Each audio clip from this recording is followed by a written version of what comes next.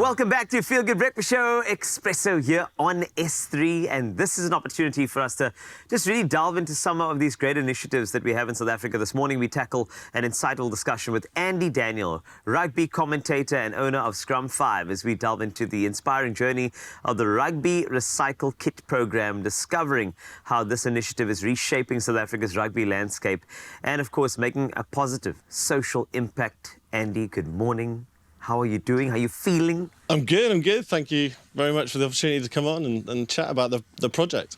I think it's a great project because I think it's a huge gap when it comes to, what we see out there with regard to, rugby kits especially. But I think for those who don't know about the program, can you outline it for us a bit more about this particular initiative? Yeah, so, crikey, we've got to go back a couple of years now. Let's go back. Let's tell me I'll keep a very long story as short as possible. Stories. Yeah. Yes, please. I got contacted by an academy up in the Eastern Cape, and it wasn't the first time I've been contacted for rugby kit, but what struck me about this one was that this gentleman had tried everywhere. He'd gone to every governing body, yes, every company in his area, every sort of municipality he could possibly do, and unfortunately they couldn't help them for various reasons, obviously. Yep.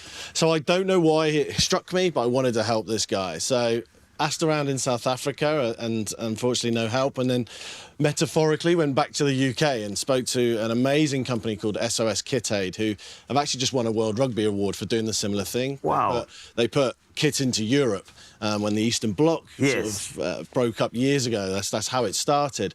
And they had kit for me, and I got introduced to a wonderful guy called Gareth Simpson, who rugby lovers here may remember used to play for the Sharks, is now at Saracens. Yeah. And he was doing the same because when he was at DHS, they went and played a rural school and they couldn't play with their boots because the rural school didn't have any. So they went back there a week later with a load of boots for the lads there, sort of thing. So he's passionate about it as well. But the problem was we couldn't get the kit over here because of how expensive it is to do so. So very, very fortunately, the UK government and the Foreign Office stepped in and said, we're going to help you get the kit over to South Africa. So went and met them, and then on the Tuesday, so I met them on the Friday, and then on the Tuesday it was here. In the garage of the High Commissioner in Bishop's Court, just up the road. So opened these crates and all these rugby balls fell out and these boots fell out, and then it was kind of, okay, what do I do? What do I do now?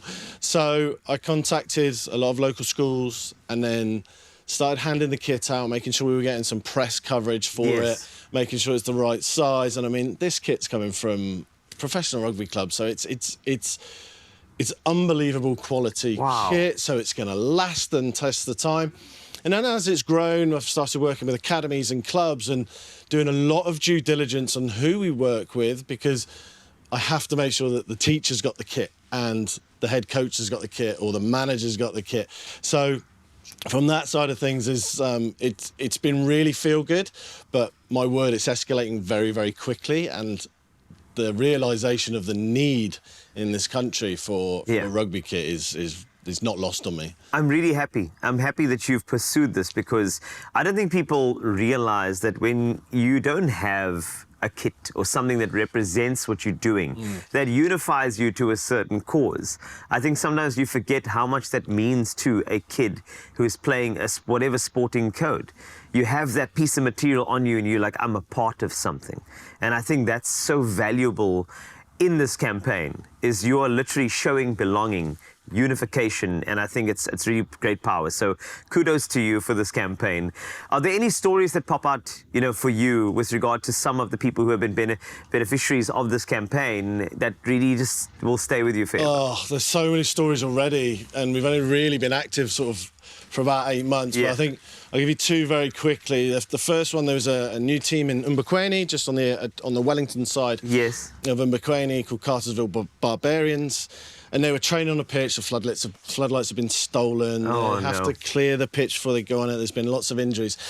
And they had their first Sevens tournament coming up, but they didn't have a kit. They were going to borrow, and it was all ripped and everything.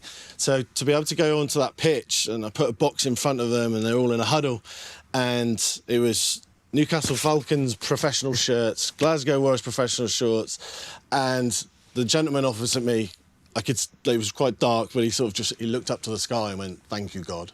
And that like still gives me tingles now to that. And the other one was a few weeks back. There's an area of Pal that's quite heavy on gangsterism, but they've started a rugby team to counteract it. And a former gangster who's kind of looking after the whole program, when I told him I had kit for him, started openly crying in front of me and just said to me, you don't realise what you've just done.